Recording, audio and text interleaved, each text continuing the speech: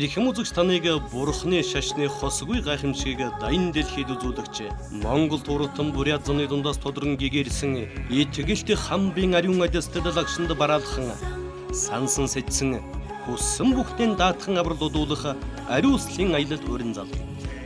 Оросын холбооны улсын бүдгийн шашинтны төв хамбын хүрээнд зочлон итгэл тамбын өргөнд саатаж дээдийн лагшинд бараалхан гүн ухааны Жан Райсгийн ногоон дарихийн үнэригийн сахиусны дуин хорин болон цогчин дуунуудад эргэл мөргөл үлдэж аврал даатгалуудуулах ногоон дарихийн хүслийн чулуунд хүссэн бүхнээ даатгах 8 мандын совргон дэрүүлэн хэн залбирал үлдэх аштын үл сайн даатгах боломжтой. Мөн Улаанбаатар хоттой танилцсан худалдаа үйлчилгээний газруудаар зочлон буцах замдаа итгэл тамбын төрсэн газар торшдог ангаах эрдэм чадал төгс аршаан хүртэг Сэлэнгийн ээж модонд аврал даатгал үйлдэх болно. Таны сансан үйлс бүхэн бүтэх болтугай. Ариуслын зууч Буддатур. Shining салон Сён хөөсөн маск 100% байгалийн гаралтай. Булбрай зөөлөн торгон арсыг бий болгоно. Арсны гүнээс цэвэрлэгээ хийж нүх агшааж сэвх нөсөө батхыг ор мөргүй арилгана. Өгсөн арсыг гойжуулж тижээл өгч, чийгшүүлж зайруулна. Нөсөө толбгүй, эрүүл сайхан арсыг бүсгүй тань бэлгэлнэ. Сён хөөсөн маск, Япон технологи, Тайван бүтээгдэхүүн, Shining салон.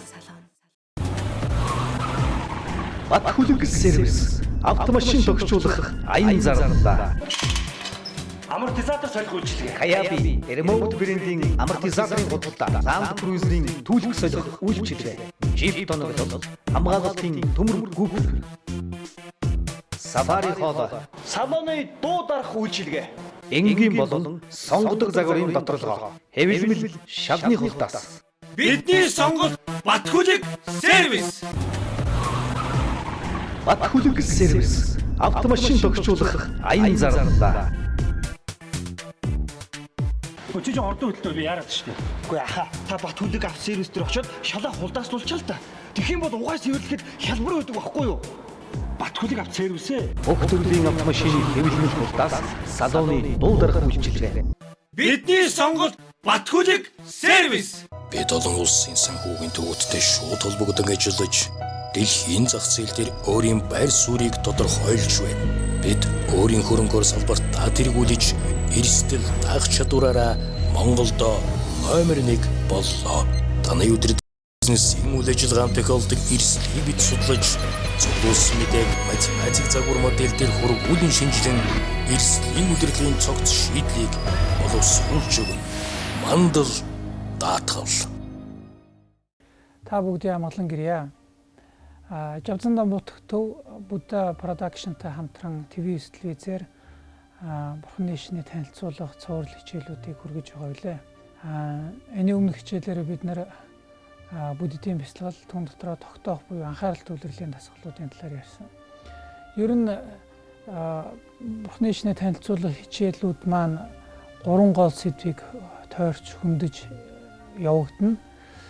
За өмнөх хичээлд цуугүй хүмүүст өнөөдөр тавтан хэлэхэд олж буддийн ертөнцийг үзэх үзэл баримтал түүн цуурласан бурхны шний ёс суртахуун ёс суртахууны талаар одоо сургаал ёс зүйн философи гэх юм уу да.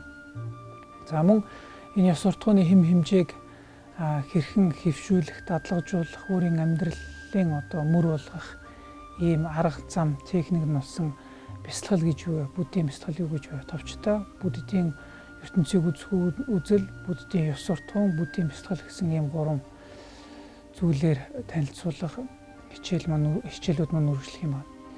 За энэ өмнөх хичээл дээр бид нэр ер нь буддийн шний бяцлал гэж ерөнхий ойлголтын талаар үүн дотроос бяцлалын үндсэн 2 техник тогтоох бяцлал, шинжлэх бяцлал гэж байдаг гэж хэлсэн.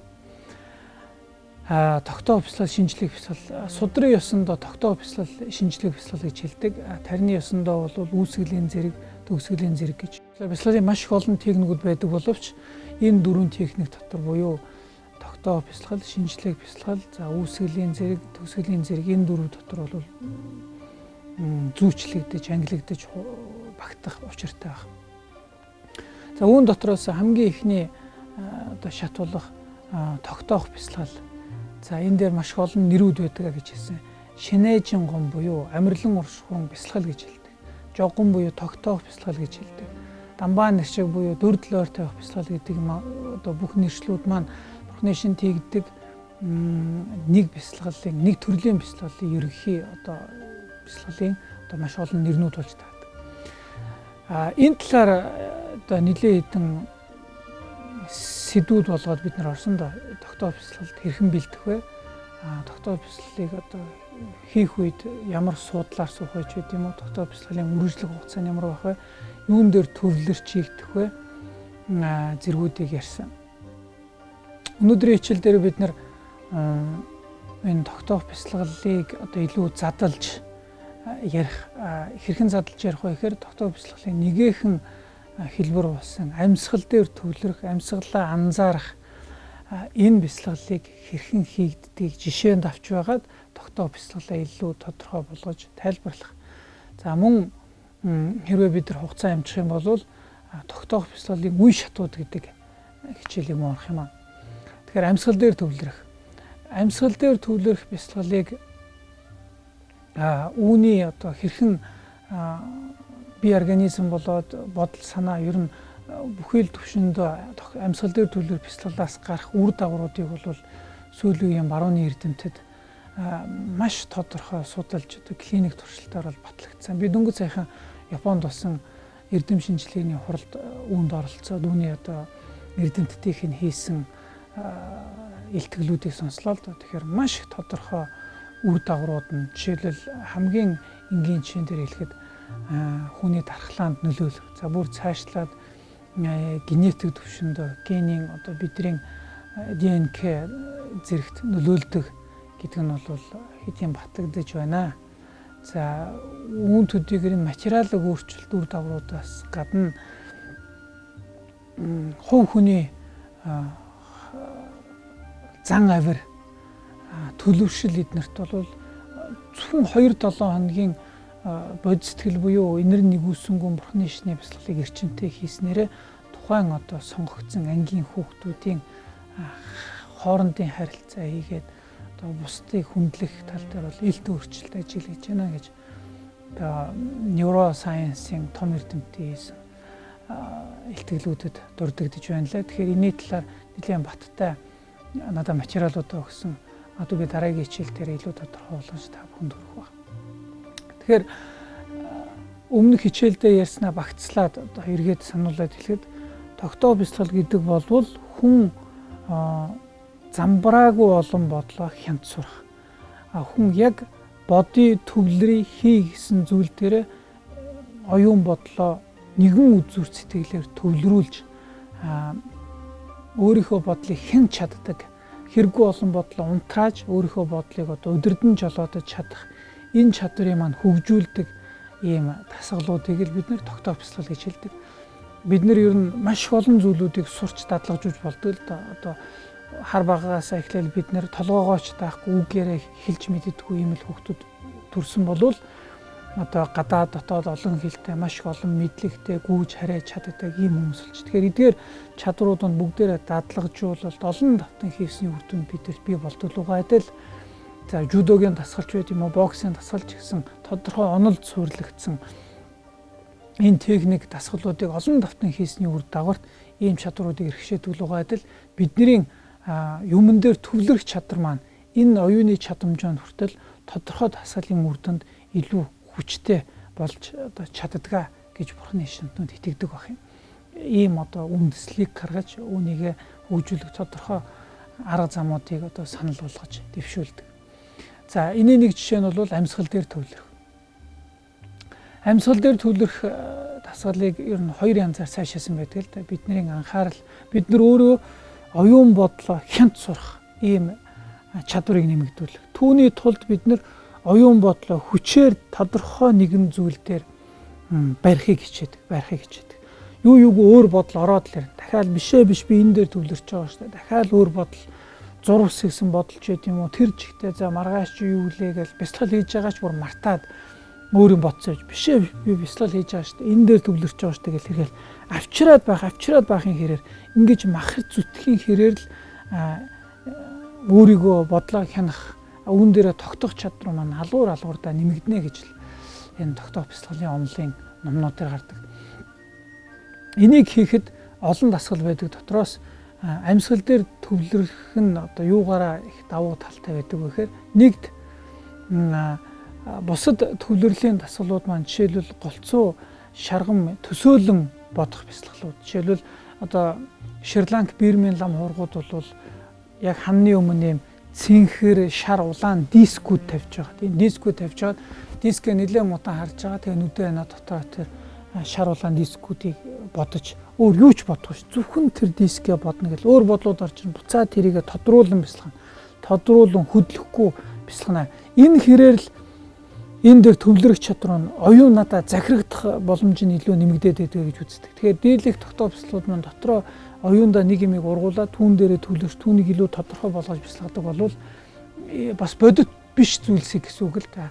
Амьсгал гэдэг маань бол үүгээр эдгээрээс юугаараа давуу гэхээр амьсгал өөрөө бодиттой зүйл гэдэг. Бодиттой зүйл. Тийм болохоор дотоо бясалгал хийхэд илүү хялбар гэж хэлдэг. Хоёрдугаарт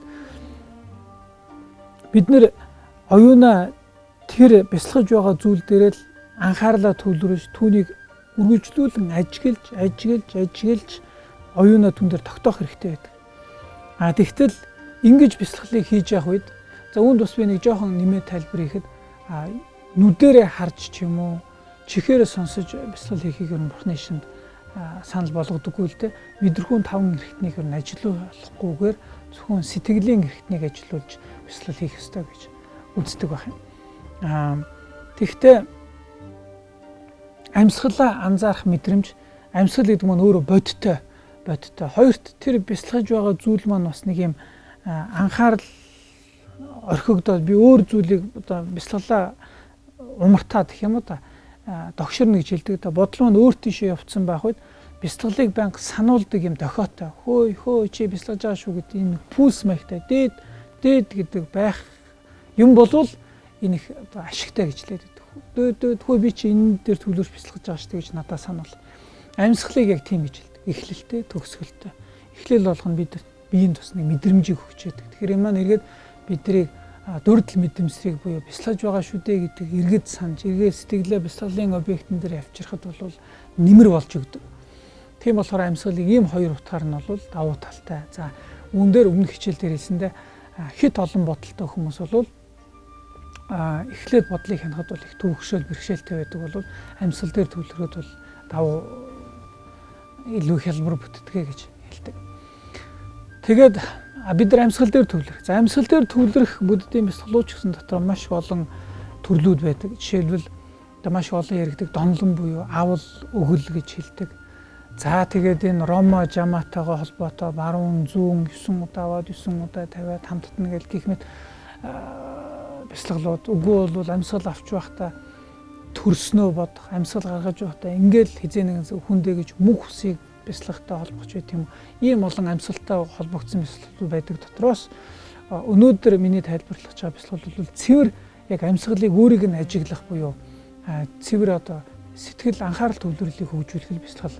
Нөгөө нэг авал өгөл буюу амьсгал авч байхдаа хамаг амьтны зовлон зүдгүүрийг би өөр дээрээ авчийн.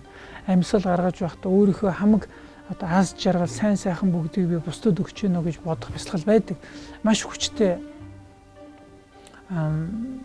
тийм нэгүсэнгүй сэтгэлийн мундаг бясалгал. Гэхдээ энэ бясалгал маань хэдийн амьсгал дээрээ тогтцсон төвлөрлийг олдсон хүмүүс маань энэ төвлөрлөө алгуур нэгүсэнгүй сэтгэлтэй холбож өгөхөд хийхэд одоо маягтай байдаг бол өнөөдрийн бид хийж байгаа бол зөвхөн анхаарлаа оюун бодлоо өөрөө хянт сурахын тулд амьсгалыг ажиглалтын объект болгож ашиглаж байгаа маягтай юм.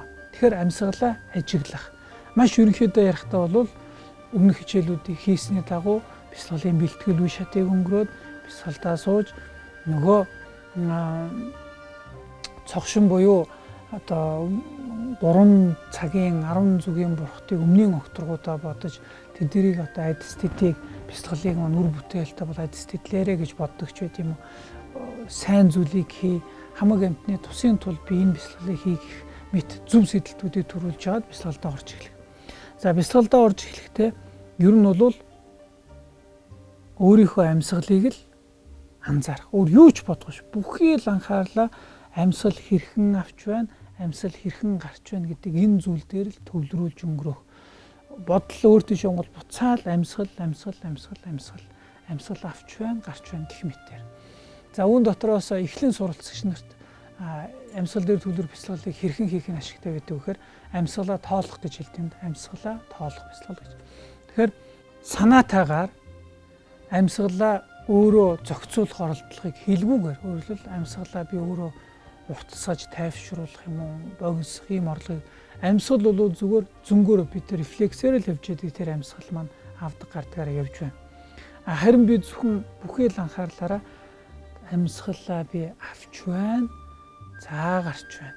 Амьсгал авч байна, за гарч байна гэж бүхий л гадагшаа харсан мэдрэхүү нөгөө дотогшоо харсан өөрлөгөө түүн дотроос амьсгал дээр төвлөрч байгаад бүхий л одоо хажуутлын маргааштай нөгөөдөртөө санаа зовж байгаа ч юм уу, яг одоо санаа зовхгүй байгаа ч гэсэн далдуур намайг химлээд байгаа тэр бүх бодлуудыгаа унтрааж бүхий л төвлөрөл маань зөвхөн яг одоо буюу амьсгал авч байна шүү дээ, гарч байна шүү дээ гэдгийг л анзаарч мэдэх. Зөвлөх юм бол бид нар хажууд гол урсч байхад анзаарахгүй хажууд нь байгаа л гэдэг. Бидний амьсгал яг л тэгтэл голыг анзаарах. Голын урсгал болгоныг гараад үрж байгаад анзаарч байгаа юм шиг урсч байна гэж анзаарах лугаа адил амьсгалал за амьсгал авч эхэллээ, гарч эхэллээ, авч эхэллээ, гарч эхэллээ гэх мэтээр анзаарна гэж хэлдэг. Энэ маань цаагаараа бид нар өөрийнхөө оюун бодлыг хянж түүнийг өөрийн зоргоор зарцуулж өөрөө эрхшээж байгаа хэлбэр юм л да. Тэгээд амьсгалаа тоолно гэж хэлсэн. Тоол нь болохоор амьсгал авлаа, амьсгалаа гаргалаа нэг гэж тоолдог. Амьсгалаа авлаа, амьсгалаа гаргалаа хоёр. Өөрөлдөл орж байгаа авч байгаа гарч байгаа хоёроо нийлүүлээд нэг тоолоод энэ мэд тоолсоор байгаад 10 тоолох. Санаатаагаар амьсгалаа утасгах, богиносох орлого хэлгүүгээр зөвхөн түүнийг анзаарах хэрхэн явагдаж байгаа мөн түүний тоог тоолох. Авж байна, гарч байна нэг, авж байна, гарч байна хор. Энэ мэтээр 10 тоолоод за үүн дотроо Шри-Ланк бирэм хийгээд за Васу Бандуугийн Авид армийн гуусан гэдэг нэртэй номнуудад бол амьсгал тоолоход хоёр янзаар тоолохыг одоо техник байдаг. Жишээлбэл эхнийх нь болохоор 10-аас ухрааж тоолох гэж байдаг. Авлаа гарлаа 10, авлаа гарлаа 9 гэдэг 10, 9, 8, 7, 6, 5 гэдэг нэг хүртэл тоолох нэг. Нөгөөх нь болохоор 1, 2, 3, 4, 5, 6, 7, 10-аар тоолох. 2 дахь удаа тоолохдоо 9-оор тоолох. 3 дахь удаа тоолох 8-аар тоолох. Тэгээд 5-аар ингэсээр 5 хүртэл тоолох. Тэгэхээр 10-аас ихсэхгүй 5-аас цөөлөхгүйгээр авлаа гарлаа 1, авлаа гарлаа 2, авлаа гарлаа 3 гэсээр 10 удаа амьсгалаа авч хараад 2 дахь удаа 9 удаа авч хараад 3 дахь удаа 8 удаа тэгээд 5 удаа. Эргээд 10 удаа гих мэтлэн тоолно гэж хэлдэг. Энэ яагаад ингэж юм жоохон яригтай тоолдог вэ? Авлаа гарлаа 1, 2 тийм ээ 308, 482 гэдэг ингэ тоолдог гэхээр амьсгал тоолох гэдэг зүйлийг бид нар бас рефлексээр хийчих гэдэг. За гэрлүүгөө явна шүү, авлаа гарлаа 1, авлаа гарлаа 2. Өөрийн бодсон хэрнээ амьсгалаа тоолох гэдэг болохоор бүхий л бодол маань амьсгал дээр байгаа гэдгийг нягтлахын тулд энийг өөрийгөө ажиглах энэ чадварыг нэмэгдүүлэхийн тулд жоохон гэрвхтэй бодлого шиг 10-аар тоолоо. За одоо би 9-оор тоолж шүү. Амьсгал авч байна, гарч байна 1. Амьсгал авч байна, 2. За би одоо 8-аар тоолох хэрэгтэй гэдэг. Бид нар тусны жоохон бодлоо. Гэхдээ тэр бодол нь хэтэрхий их болчих юм бол тогтоох бяцлал биш болох гэдэг. Яг бол маш тодорхой зүйл дээр л бодлоо төвлөрүүлэх гэдэг хэтэрхий их бодол болчих болтгоо. Тийм болохоор 10-аас ухрааж тоолох юм уу үгүй бол 10-аар тоолоод 9-оор тоолоод 8-аар тоолох гэх мэт чинь жоохон бодлоо. Энэ маань өөрийн хяналтыг нь илүү одоо баталгаатай байлгахын тулд гэж үзээд байдаг. Тэгэхээр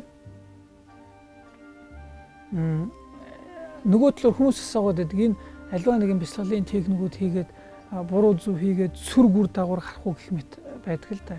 Ер нь судрын ёсны ялангуяа одоо бидний өнөөдөр ярьж байгаа амьсгал төвлөрлийн амьсгалын тоолох бяцлагууд бол сүр гүр дагавар ер нь байхгүй. Гэхдээ энийг зөв хийх тусмаа үр дагаврууд нь илүү өндөр амжилттай гарна. Эхнийх нь. Хоёр дахь нь зөвхөн амьсгал дээр төвлөр амьсгал тоолох бяцлаглалыг өдөрт 10-аас 15 минут хийхэд сэтгэл готрол 80% хүртэл буурдаг гэж.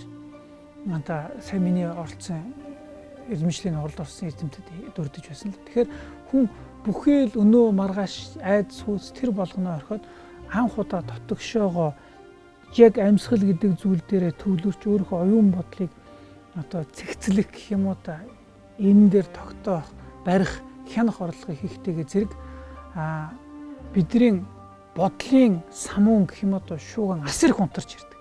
За энэ шууган унтрахтайгаа холбогдоод өөр тас их тайтгарл илэрдэг.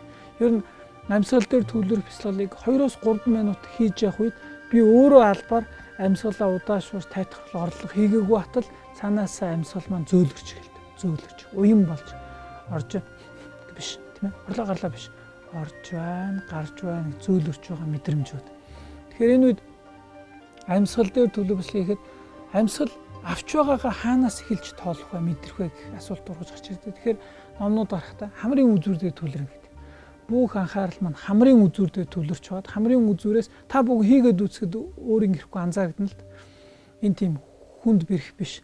Гэхдээ асар их одоо үр дагавартай ийм л нэг юм энгийн техник. Хүн бүхий нэг мих тавтаад хүн өөрөө сурчхад ч юм уу өглөө нэг юм биеийн тамирын дасгал хийчихэд өөрийн энэ биеийн чилэлт нурууны энэ диск эднэр одоо сун өрн уян чанар нь нэмэгдэх ч юм уу. Яг энэтэй л угаадал бид нар чинь бүхэлдээ материалыг бий биш. Бас энэ цаана оюун ухаан гэдэг асар том бий байж байдаг. Тэгэхээр энэ оюун ухаан маань өөрөө ядардаг, зүдэрдэг, янз бүрийн хөгждөг, дороотдог.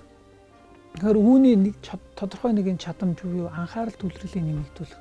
Үүнтэй холбоотойгоор стресс, сэтгэл гутралыг өөрийг нь ялан дийлэх гэх мэт үр дагавруудыг авчирдаг онцлогтой. Тэгэхээр та бүхэн зүгээр өдөртөө 5-10 минут чамаагүй завилж сууж хагаад бүхий л бодлыг одоо умартаад зөвхөн амьсгал хэрхэн орж байгаа, гарч байгааг анзаарах, түүнийг тоолох.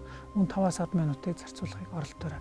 Гэхдээ хамрын үзүүр дээр төвлөрөх. Өөр бодлууд ороод ирнэ. Биш хамрын үзүүр би бяцлагж байгаа амьсгалаа анзаарах хэрэгтэй шүү дээ. Ердөөс 10 минут хийхдээ өөрийн ирэхгүй одоо юу хэмт өөрт анзаарагдам ийм үр дагаврууд хэдийн ажиглаад эхэлдэг. Жишээлбэл яг энэ амьсгал дээр төвлөрөх тасгалыг хийж эхлээд тэр маань зөв явах эхний шатанд бяцлал хийгээд 10-15 минут чамаагүй хийгээд дуусах үед үдэнэх үед би энд байсан билүү гэх мэт мэдрэмж төрөх. Би энэ хэлж байгаа ш. Хүмүүс ярьдаг л би энд байлаа. Өглөө оюун бод маань шал өөр зүгт нэлээд төвлөрч ирсний жишээ нь би энд байсан билүү гэж бодох. За хоёрдугаар энэ бяцлагын үед явагдах анзаарагдах зүйлүүдийг би дараагийн хичээл дээр тогтоох бяцлагын үе шатууд гэдэг хичээлээр ярих болно. Тэгэхээр ерөөсөө амьсгал дээр төвлөрөх тасгалыг хэрхэн хийх вэ гэхээр түүнийг дахиад багцлаад хэлэхэд амьсгалаа анзаарах, амьсгалаа тоолох. Амьсгал авж байна, гарч байна, 1 авч байна, 2 гэх мэт 10 тоолох, дараа нь 9 тоолох.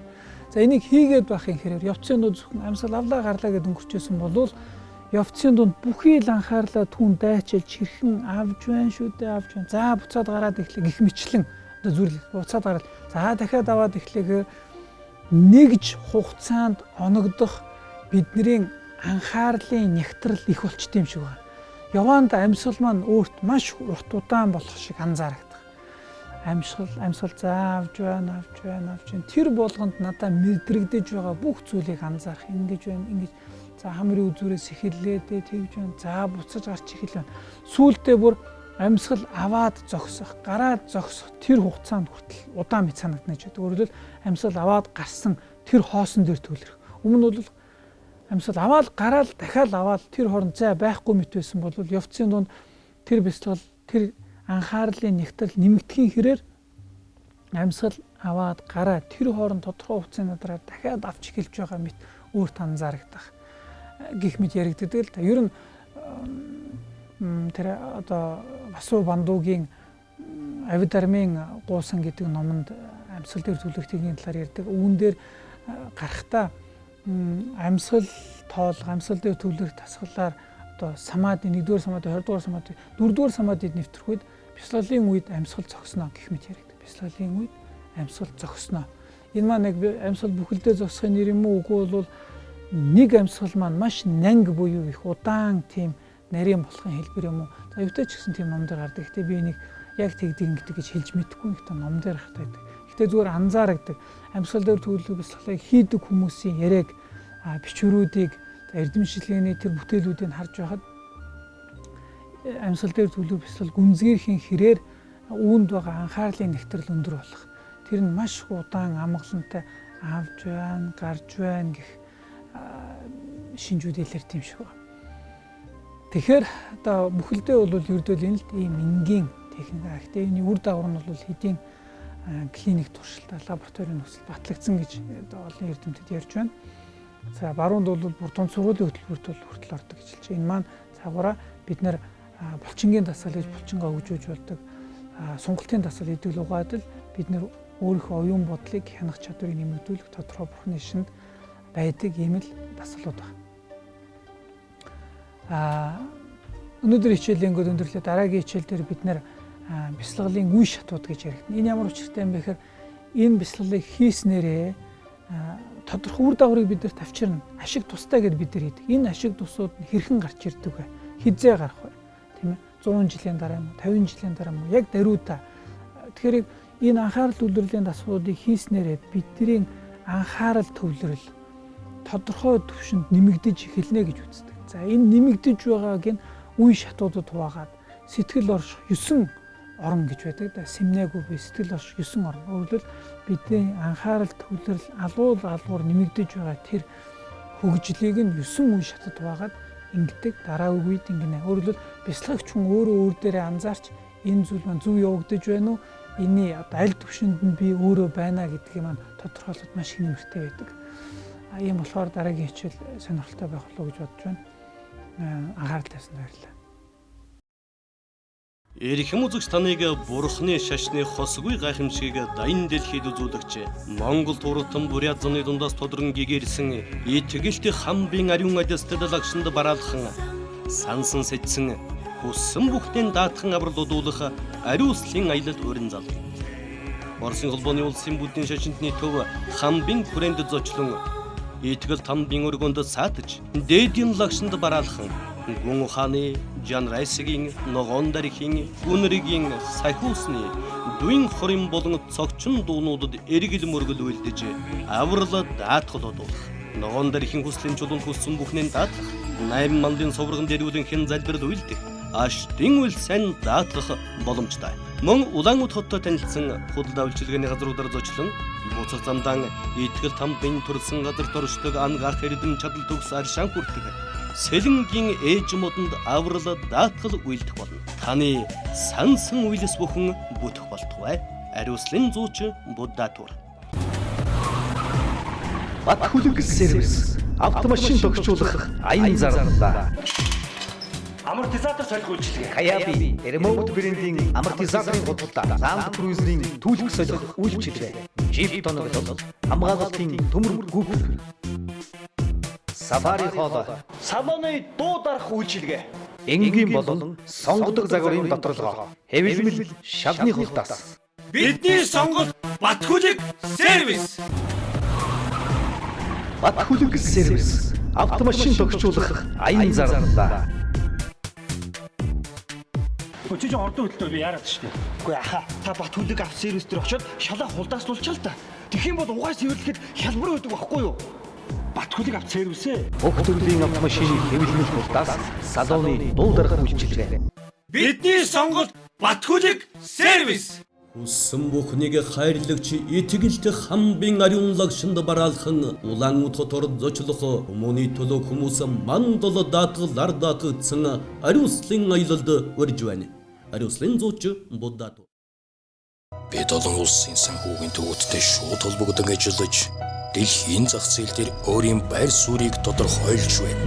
Бид өөрийн хөрөнгөөр салбартаа тэргүүлж эрсдэл даах чадвараараа Монголд номер 1 боллоо. Таны өдрөд бизнесийн үйл ажиллагаанд тохиолдог эрсдлийг бид судлаж, зөвлөсөн мэдээг математик загвар модель дээр хургуулын шинжилэн эрсдлийн удирдлагын цогц шийдлийг боловсруулж өгнө. Мандал даатгал.